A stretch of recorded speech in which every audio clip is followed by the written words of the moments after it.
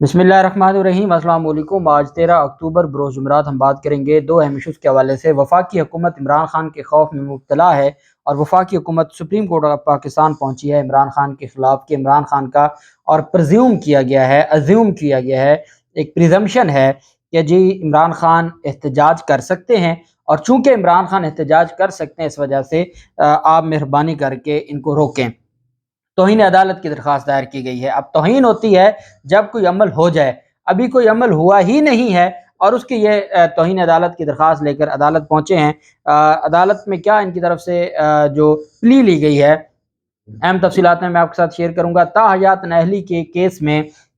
Supreme court of Pakistan में अहम समाअत हुई है। इलेक्शन कमीशन का जो दायरा इख्तियार है उसकी भी तफसील मैं आपके साथ शेयर करूंगा। पहले मैं आपको बताता चलूँ कि सिंध हुकूमत के खिलाफ सुप्रीम कोर्ट ऑफ पाकिस्तान में आज समाअत हुई और सिंध हुकूमत सुप्रीम कोर्ट से सिंध हाई कोर्ट के फैसले के खिलाफ हुक्म इम्तनाई और रिलीफ लेने में बुरी तरह नाकाम हुई है। यह सिंध हाई कोर्ट का दादू बेंच था और सखर बेंच था, जिन दो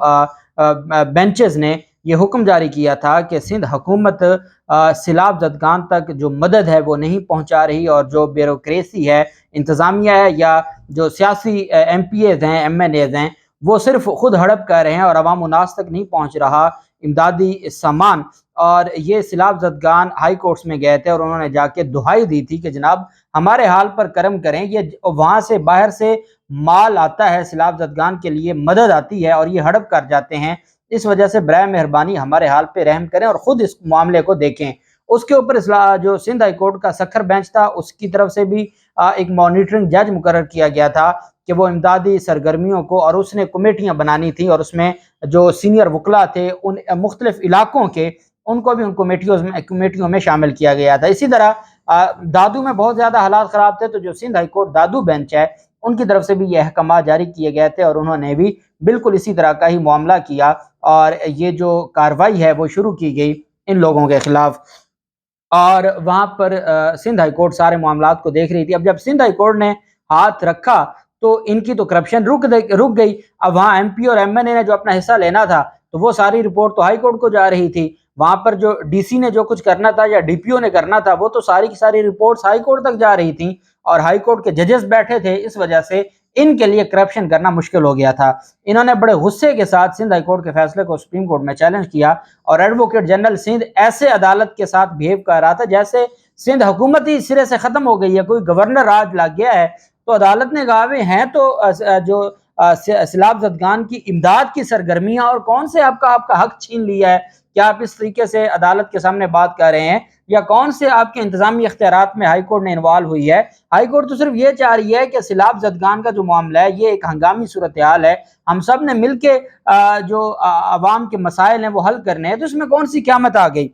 चीफ जस्टिस उमर अता बंदयाल साहब की सरबराही में समाअत हुई। सुप्रीम कोर्ट ने सिंध हुकूमत से इमदादी सरगर्मियों की तफसीलात मांग ली। फिर सुप्रीम कोर्ट ने कहा ठीक है, आपने बड़ी लोगों की मदद की है और इमदादी सरगर्मियों में आप बढ़ चढ़ के हिस्सा ले रहे हैं, तो फिर देना रिपोर्ट और अदालत को बताएं कि आपने कौन सी इमदादी सरगर्मियां की हैं और आपने अब तक सैलाब ज़दगान के लिए बतौर हुकूमत क्या किया। फिर अदालत ने कहा सारी रिपोर्ट जमा करवाएं।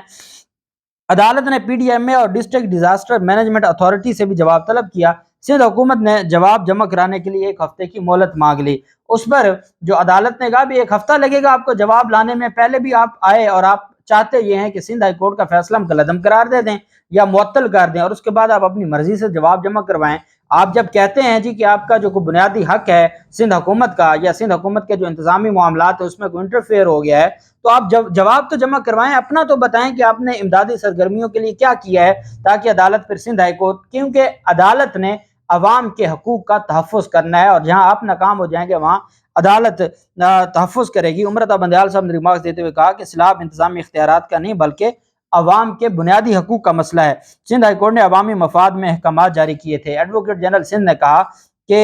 इमदादी सरगर्मियों की निगरानी के लिए शहरी कमेटियां तश्कील दी गई हैं। उमर अता बंदयाल साहब ने कहा हम इंटरफेयर नहीं करेंगे, हम इमदादी सरगर्मियों में मुदाखलत नहीं करेंगे। सिंध हुकूमत ने अदालत को मुतमईन करना होगा कि अवाम के लिए काम हो रहा है। वकील ने कहा कि टेक्नोलॉजी के दौर में भी जवाब के लिए 1 हफ्ते का वक्त मांगा जा रहा है। जो सैलाब ज़दगान के वकील थे उन्होंने कहा कि इनका आप देखें कि टेक्नोलॉजी का दौर है और अब भी ये कहते हैं कि 1 हफ्ते का हमें टाइम दें और इनके पास अपनी रिपोर्ट जमा करवाने को नहीं है। تو سپریم کورٹ آف پاکستان نے کہا کہ ہم سندھ حکومت کے رحم و کرم پر سیلاب زدگان کو نہیں چھوڑیں گے، اور اس وجہ سے جو بھی وہاں پر حالات ہیں ہمیں اس کی رپورٹ دیں، ہم صرف یہ چاہتے ہیں آپ کو مطمئن کرنا ہوگا کہ عوام کے لیے آپ کام کر رہے ہیں۔ اور یہ پہلے جو چیف جسٹس تھے گلزار، انہوں نے کافی چیزوں کو دیکھا اور معاملات کو دیکھا، اور اب شکر ہے کہ یہ معاملہ سندھ ہائی کورٹ نے اٹھایا کہ الٹیمیٹلی کوئی نہ کوئی فائدہ عوام کو ضرور پہنچے گا۔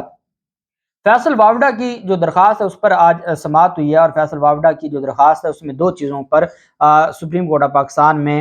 فیصلہ آنا ہے۔ ایک تو عمر رضا بندیال صاحب نے بڑا کلیئر کہہ دیا تھا کہ صادق اور امین ہونا تب ہوتا ہے جب کوئی صداقت اور امانت کا جب معاملہ آ جائے اور عدالتیں ڈکلیئر کر دیں کہ کوئی صادق اور امین نہیں رہا تو وہ تا حیات نااہل ہوگا۔ اور ساتھ ایک پہلی پیشی پر انہوں نے کہا تھا کہ یہ کالا قانون ہے، لیکن اس کے بعد پھر انہوں نے کلیئر کر دیا کہ جہاں سنگین قسم کی جو اگر الزام آ جائے کہ کوئی صادق اور امین نہیں رہا تو وہاں تا حیات نااہلی ہی ہوگی، کیونکہ وہ فیصلہ تا حیات نااہلی کا بھی عمر رضا بندیال صاحب لکھنے والے تھے۔ آج جب عدالت میں سماعت ہوئی تو عمر رضا بندیال صاحب نے ریمارکس دیتے ہوئے کہا کہ الیکشن کمیشن کو مضبوط اور بااختیار بنانا چاہتے ہیں، ہم نہیں چاہتے کہ الیکشن کمیشن کا فیصلہ کوئی ریٹ میں اڑاتا رہے۔ انتخابی معاملات میں الیکشن کمیشن ماہر ہے، انتخابی معاملات میں الیکشن کمیشن ماہر ہے، پتہ نہیں وہ کون سی ماہرانہ ان کی سرگرمیاں ہیں جو آنریبل چیف جسٹس کو تو نظر آ گئی ہیں، عوام کو نہیں نظر آتی۔ نہ کسی الیکشن میں یہ دھاندلی روک سکتے ہیں، ان سے پوچھا جاتا ہے کہ آپ جنرل الیکشن کے لیے تیار ہیں، یہ تیار نہیں ہیں۔ ان کو کہا جاتا ہے کہ ای وی ایم کے ذریعے آپ الیکشن کروائیں گے، اس کے لیے بھی یہ تیار نہیں ہے۔ لیکن آنریبل چیف جسٹس آپ سمجھتے ہیں جی کہ جو ماہر ہے الیکشن کمیشن اپنے الیکشن کروانے کا۔ ساتھ عدالت نے کہا کہ الیکشن کمیشن نے تا حیات نااہلی کا فیصلہ برقرار رکھا ہے، الیکشن کمیشن کو حقائق کے تعین کے لیے مقدمہ ہائی کورٹ نہیں بھیجا تھا۔ وکیل فیصل وافڈا نے عدالت سے کہا کہ ہائی کورٹ کے کہنے سے الیکشن کمیشن عدالت بن جائے گا، اگر مقدمہ ہائی کورٹ نے بھیجا ہے الیکشن کمیشن کو تو ہائی کورٹ کے کہنے سے الیکشن کمیشن کے پاس عدالت کے اختیارات آ جائیں گے۔ بڑا تیکھا سوال تھا جو فیصل وافڈا کے وکیل نے عدالت سے پوچھا، اور اسلام آباد ہائی کورٹ نے الیکشن کمیشن کے دائرہ اختیار پر فیصلہ نہیں دیا، اور اسلام آباد ہائی کورٹ کو یہ چاہیے تھا کہ وہ دیکھتے کہ کیا الیکشن کمیشن کا یہ دائرہ اختیار بنتا ہے یا نہیں بنتا۔ الیکشن کمیشن نے حقائق کا تعین بھی درست انداز میں نہیں کیا، امریکی سفارت خانے کے اہلکاروں پر جرح کا موقع ہی نہیں دیا گیا، اور وہ کم از کم ان سے جرح کی جاتی، وہ بتاتے تو صحیح کہ الیکشن سے پہلے ہی کاغذات نامزدگی جمع کروانے سے پہلے ہی اہلکاروں کو انفارم کر دیا تھا کہ نادرہ سرٹیفکیٹ حاصل کر لیا ہے اور دوہری شہریت چھوڑ دی ہے۔ جسٹس منصور علی شاہ صاحب نے ریمارکس دیتے ہوئے کہا کہ فیصل وافڈا نے شہریت چھوڑنے کے لیے رجوع کاغذات جمع کرانے کے بعد کیا تھا۔ وکیل نے کہا کہ بطور سینیٹر فیصل وافڈا پر کسی قسم کا کوئی اعتراض نہیں کیا گیا چونکہ وہ چھوڑ چکے تھے، اور جو نااہلی تھی وہ اس ٹرم کے لیے تھی، وہ اس مدت میعاد کے لیے تھی جو 5 سال کی، جب اس نے ریزائن کر دیا تو وہ ختم ہو گئی۔ اس وجہ سے یہ جو الیکشن کمیشن کا فیصلہ ہے یہ درست نہیں ہے۔ اگر اس نے اس وقت اس کی کوئی لیگیلٹی تھی بھی تو اس کا تھا کہ جو اس نے الیکشن لڑا ہے اس سے وہ ڈی سیٹ ہو جائے اور وہ اس مدت کے لیے نااہل ہو جائے، تو وہ ختم ہو چکا، اس نے ریزائن کر دیا۔ جب سینٹ کا الیکشن لڑا تو تب وہ نااہل نہیں تھا۔ عمر رضا بندیال صاحب نے یہ سماعت کی، اور عمر رضا بندیال صاحب نے کہا کہ ہم دیکھیں گے کہ جو فیصلہ ہے اسلام آباد ہائی کورٹ نے کیا اجلت میں اپیل خارج کی ہے یا نہیں کی، اور اس بات کو بھی ہم دیکھیں گے کہ الیکشن کمیشن کیا کوئی کورٹ آف لا ہے یا نہیں ہے، اور ساتھ انہوں نے یہ بھی کہا کہ کیا سینیٹر کے عہدے پر بحال کرنا ہے یا نہیں کرنا۔ ان ساری چیزوں کا ہم جائزہ لیں گے، اور وفاقی حکومت کے وکیل نے عدالت سے ٹائم مانگا کہ ہم اس میں جو جواب جمع کروانا چاہتے ہیں الیکشن کمیشن کے دائرہ اختیار میں، تو ایڈوکیٹ وسیم سجاد نے ریپریزنٹ کیا فیصل وافڈا کو، اور عدالت نے 19 اکتوبر تک سماعت ملتوی کر دی، اور عدالت نے کہا کہ 19 اکتوبر کو ہم جواب دے کے فیصلہ کریں گے الیکشن کمیشن کے دائرہ اختیار کے حوالے سے۔ جبکہ دوسری طرف وفاقی حکومت نے رجوع کر لیا ہے سپریم کورٹ آف پاکستان سے۔ سپریم کورٹ آف پاکستان سے وفاقی حکومت نے اس وجہ سے رجوع کیا ہے کہ جو 25 مئی کا آپ جانتے ہیں جب لانگ مارچ تھا تو اس وقت سپریم کورٹ آف پاکستان میں یہ معاملہ چلا گیا، اور سپریم کورٹ آف پاکستان میں عمران خان کے خلاف توہین عدالت کی کارروائی بھی شروع کی گئی تھی۔ اس کے بعد پھر جو توہین عدالت کی حد تک درخواست تو خارج کر دی تھی، لیکن یہاں تک معاملہ پینڈنگ رکھا کہ آیا عمران خان لانگ مارچ جب سپریم کورٹ نے حکم جاری کر دیا کہ لانگ مارچ ڈی چوک کی طرف نہیں آئے گا، تو کیا عمران خان نے وہ حکم سمجھا تھا یا نہیں سمجھا تھا، وہ کب وہاں سے ڈی چوک کی طرف آئے، کارکنان نے کیا کیا، یہ سارے سوالات آپ جانتے ہیں، 5-6 سوالات اٹھا کے اور کہا تھا جی کہ ہمیں ایک ہفتے میں رپورٹ جمع کروا دیں، اور اس کے بعد وہ معاملہ پینڈنگ ہو گیا تھا۔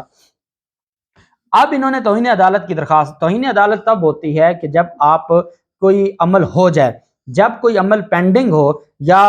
مستقبل میں ہونا ہو تو آپ اس کو ایزمپشن یا پریزمپشن کی بنیاد پر نہیں چیلنج کر سکتے، اور یہ وفاقی حکومت کی جو درخواست ہے یہ ناقابل سماعت ہے۔